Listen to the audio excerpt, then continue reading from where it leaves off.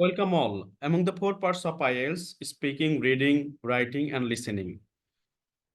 This lesson is for listening only. So listen carefully and try to answer the questions and make it comment to the comment box that what is your score. So listen carefully. Here we go. The test is in four parts, part 1, part 2, part 3, and part 4. Now look at part 1. Part 1. You'll hear two university students planning a computer programming lesson. First, you have some time to look at questions 1 to 4.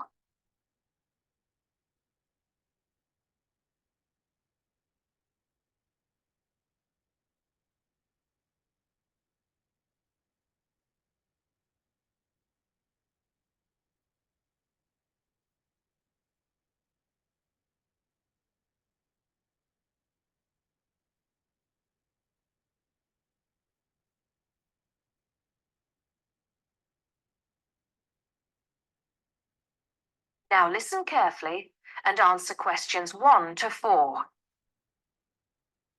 Hi, Hardeep. Is now a good time for us to plan that computer programming lesson we've been assigned? Hey, Don. I was just thinking about that actually. Yes, let's get it out of the way now, shall we? I've got the instructions here. So, it says, design a 45-minute lesson for a class of 16 teenagers where they learn how to write a simple computer program in BASIC. Now, I know, of course, that BASIC is the computer language people used to use back in the 1980s when they wrote programs on microcomputers, but I'm not sure I feel very comfortable teaching anyone about it. Well, I did a bit of research yesterday and found out quite a few things, so I think we'll be okay. Great. So, what do you have in mind? Well, I think we should presume that none of the kids will know anything about BASIC. So why don't we start with a short multiple choice quiz? It could focus on things like what BASIC is, what the letters stand for, when people used it, things like that. That sounds good. I guess it shouldn't take long. Just the first 5 minutes of the lesson, something like that. I don't think we should make the students do it on their own, though. That'd make it too much like a test. Shall we let them do it in twos so they can discuss their choices? Yes, good idea. Then we'll go through the answers with them as a whole group. Good. What next? Well, I've had an idea for the program they could write. I'll tell you about that in a minute. I think the key thing is, though, that before they actually sit at their computers, and I think we should presume that they're doing this lesson in a computer room, they make a flow chart of what they want the program to do. That's usually the best way to start writing a program. This flow chart will show all the different stages of the computer program, right? Exactly. It's probably best if the teacher stands at the board and everyone works on that together. Yes, otherwise they'll all come up with different flow charts and it'll get confusing. Precisely. I imagine making the flow chart will take about 15 to 20 minutes. Then they use that to write their computer program. Well, actually, I think there's a stage before that. You see, the flow chart will be in English. They're going to need to be taught a few basic commands so they can write their computer program. Now I'm getting out of my depth. What kind of thing would that be? Well, for example, when you want text to appear on the screen, the command is print in capital letters, followed by the text you want to appear in double inverted commas. Oh, yes. I think I've seen that before. Right. So they'll need to be taught 5 or 6 commands before they use them to write their program. Okay, so how shall we do that? With the teacher talking to the whole class again? Well, we could, but it might be more fun to make it more like a competition, where there are a few teams competing against each other. Each team has maybe 4 or 5 people in it, and they have to do some kind of matching task. You know, they match the command print with to make text appear on the screen, something like that. That sounds good. Teenagers love competing with each other. Exactly. And then, for the final part of the lesson, they use their flowchart and the commands they've learned to produce the program. Let's presume, shall we, that there are 8 computers in the room. So that's 2 students for each computer. That sounds reasonable. So tell me more about your idea for the computer program they're going to write. Before you hear the rest of the conversation, you have some time to look at questions 5 to 10.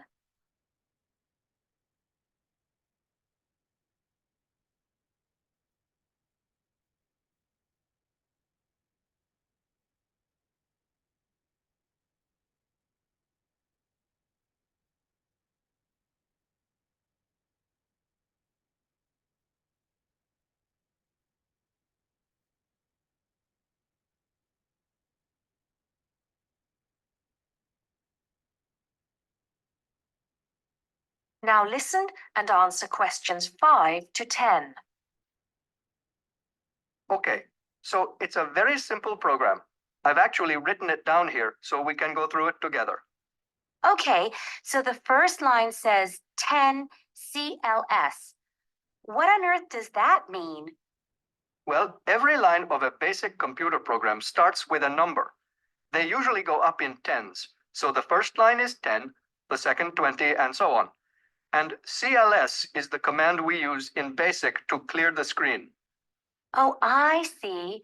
So that's just telling the computer to start with a blank screen. Exactly. Then we move on to the next line. So this one says 20, print, guess a number between 1 and 10.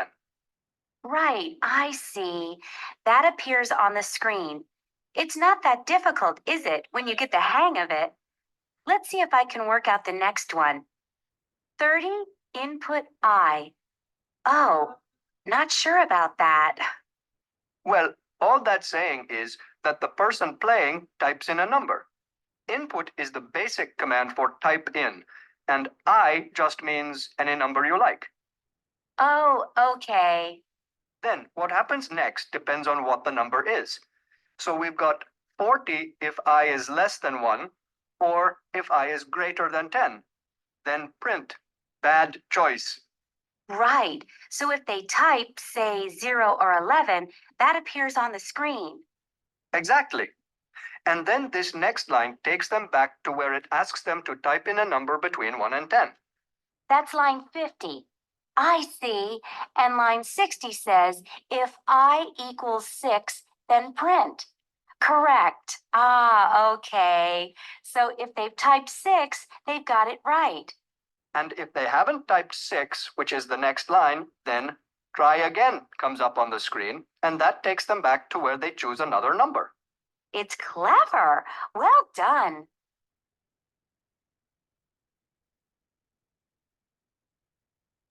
That is the end of part 1. You now have half a minute to check your answers.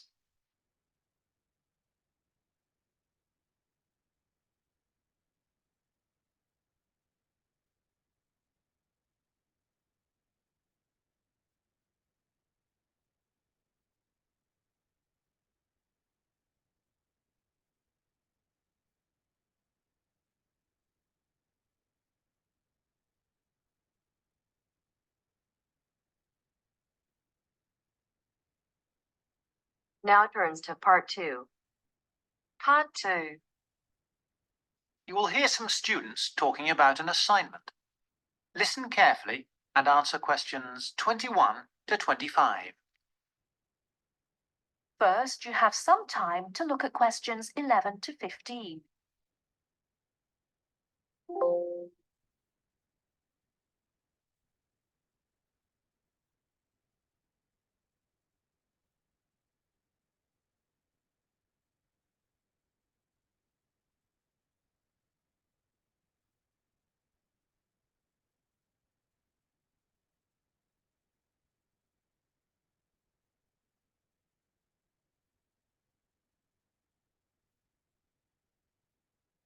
Now, listen carefully and answer questions 11 to 15. Hello, Tom. Hello, Anne. What have you been doing? Oh, just sitting around, catching up with some reading. I've had a great time. You know, we're doing this assignment on, what is it? Museums, their costs and benefits. That's right. Well, I've been to the Sandgate Museum. It was really good. These local museums are really interesting because they connect people with the history of one special place. We all know about kings and emperors and battles and wars, but local museums tell us about the everyday lives of ordinary people, and that's why they are so important. I'm not so sure about that. I think they are of interest, but they're so small that they can't give a true picture. They do their best. I don't really agree. They do give a true picture, but perhaps not a full picture. It's the truth, but not the whole truth. I think the smallness is the number one problem. Because they're small and local, they attract few visitors. That's why they have so little money. And because they have little money, they can't buy or maintain many really interesting exhibits. As a result, the shop is almost as big as the museum to try to raise money by selling souvenirs, postcards, sweets, and so on. I think they find it difficult, but not impossible. And don't forget, they get a lot of their exhibits free from local people. There was this boat, for example, that was fantastic. Really, what was that?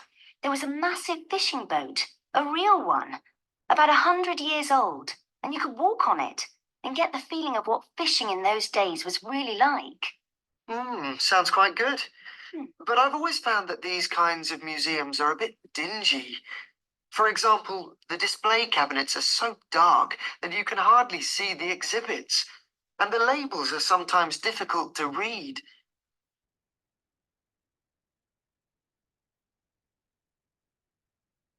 Before you hear the rest of the talk, you have some time to look at questions 16 to 20.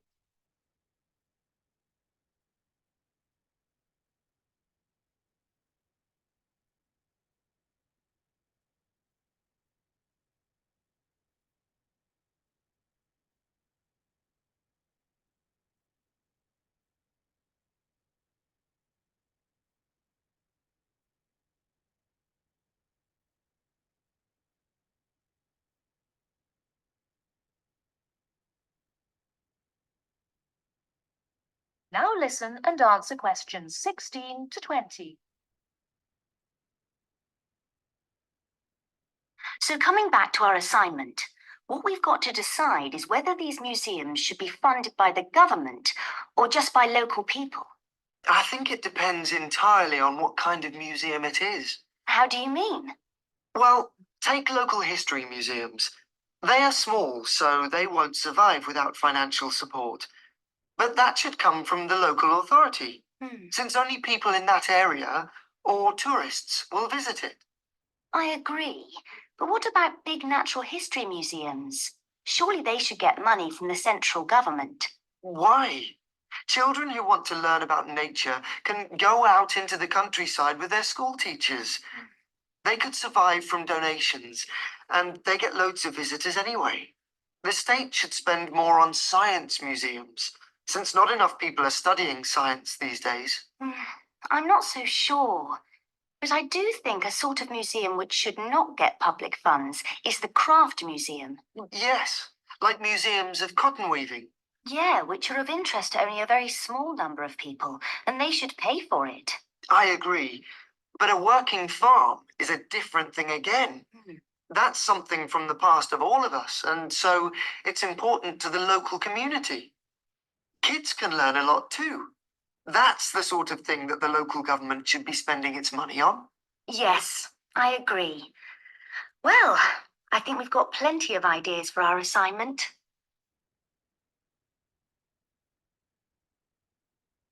That is the end of part 2. You now have half a minute to check your answers.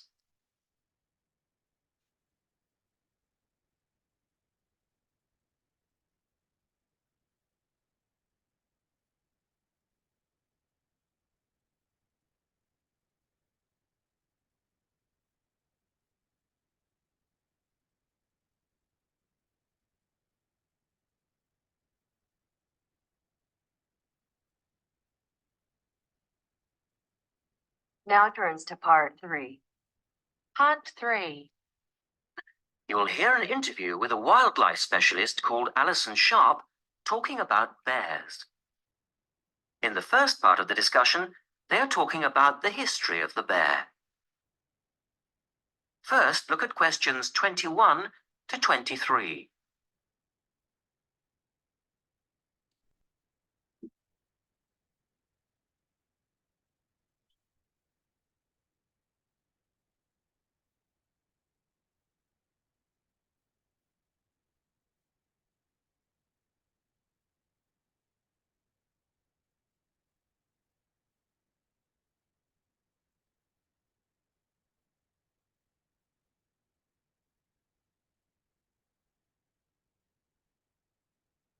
Now listen to the first part of the interview and answer questions 21 to 23.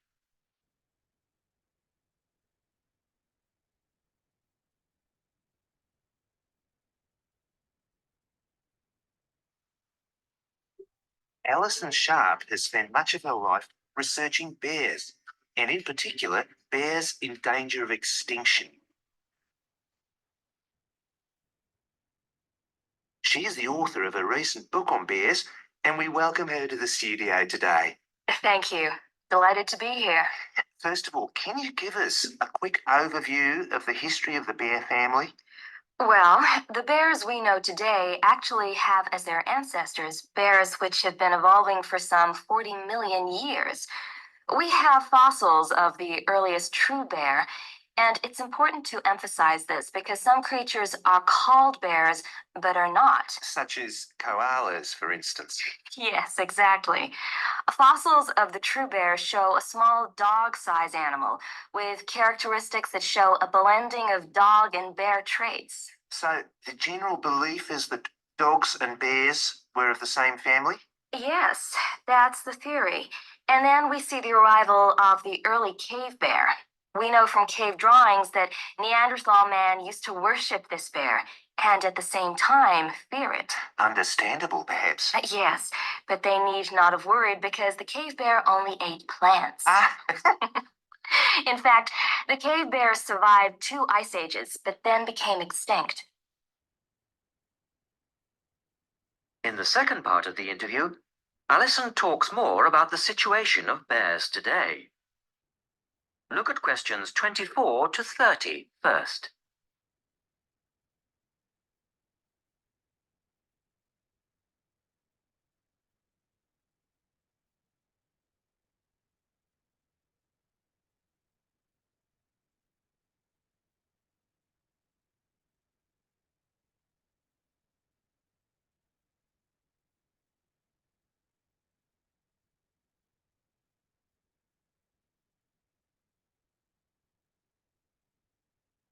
Listen carefully and answer questions 24 to 30.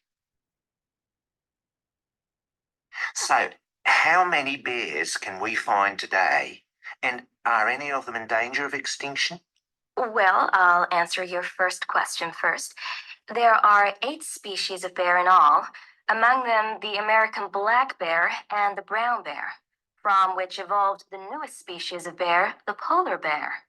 So, how old is the polar bear? Oh, he's a relative newcomer, just 20,000 years old. And could you tell us a little about them? Which is the largest bear, for instance? Well, the largest bear existing today is either the polar bear or the brown bear. Right. Don't we know? Well, it depends which criteria you use. The polar bear is the heaviest. The male weighs up to 1,500 pounds, but his narrow body actually makes him look smaller than the much more robust brown bear.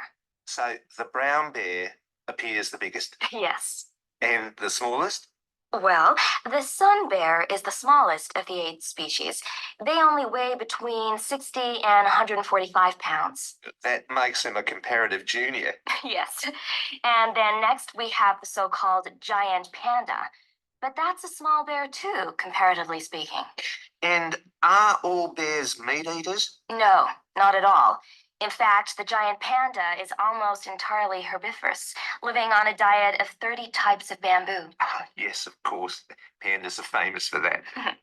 And another interesting bear is the sloth bear, which eats insects, particularly termites. He can turn his mouth into a tube and suck the insects out of their nests. So, going back to my second question, are bears really in danger of extinction? Yes, indeed, they are.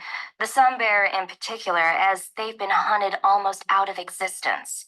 And the habitat of the panda is also being reduced on a daily basis. Can anything be done to reduce the threat to these endangered species? I know, for instance, that it's very hard to breed bears in captivity. Yes. Well, I think that by raising people's awareness generally, we can reduce conflict between humans and animals, to stop the slaughter in parts of the world where bears are still hunted, supposedly in self-defense or to protect livestock, but often quite unnecessarily. And we can also encourage governments to preserve the natural environment of the bear, rather than allow the areas where they live to be systematically destroyed in the name of progress. Yes, of course. And in addition to these global efforts, all profits from the sale of my book will go toward the United Nations Bear Protection Program. That's wonderful. And with the news coming up, thank you for your time, Alison, and best of luck with the book. Thank you very much.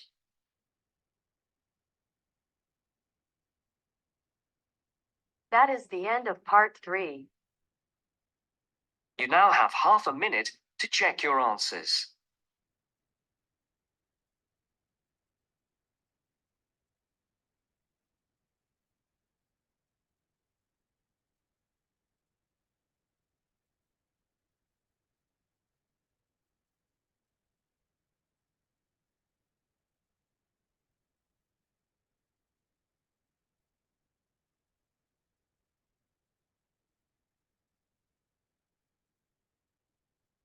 Now turns to part 4.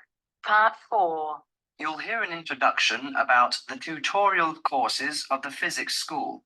First, you have some time to look at questions 31 to 40.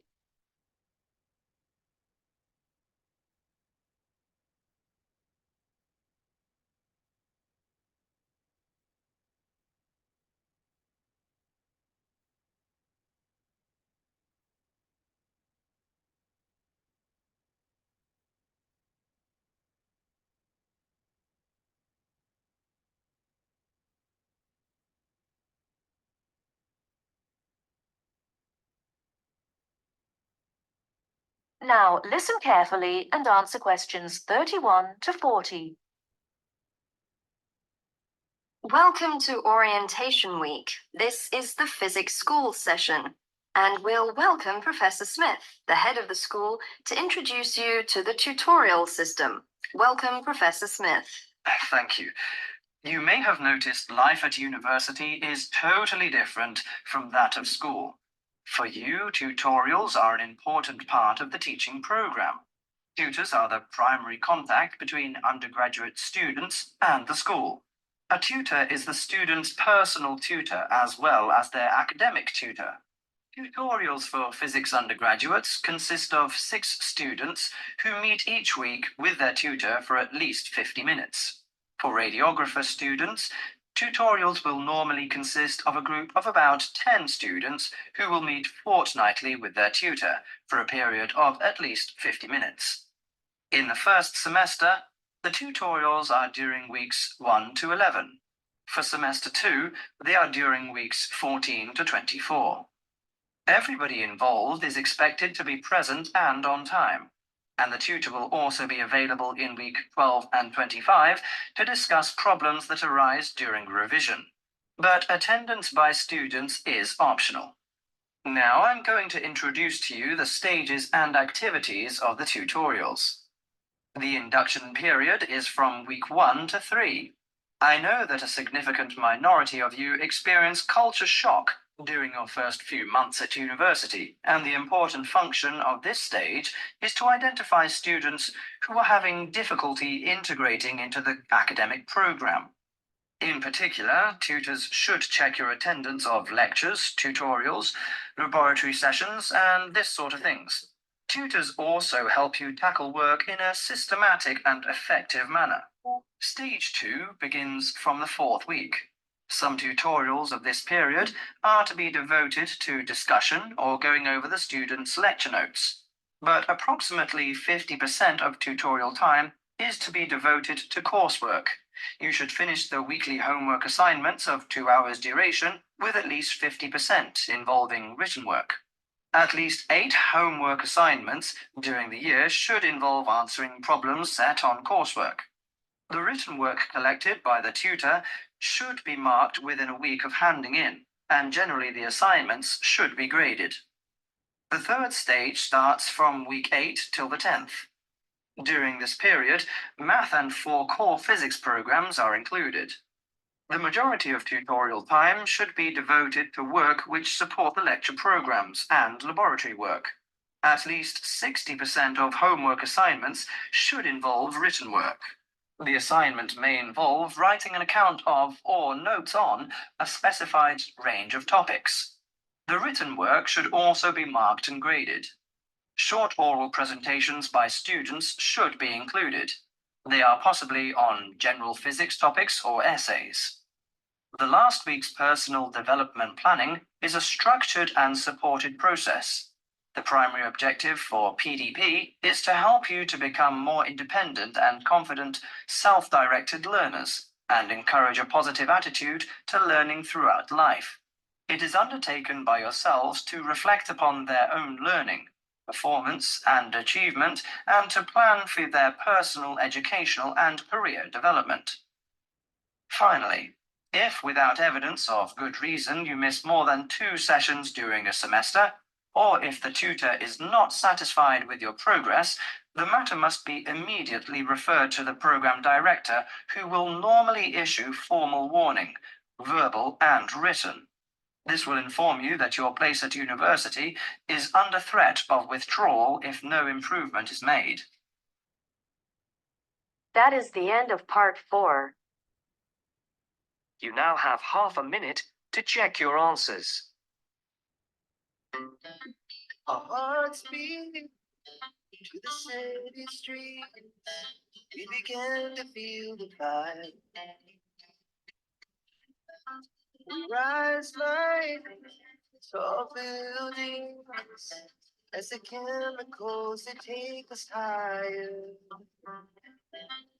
Night's young, it has just begun as she puts her hand in mine.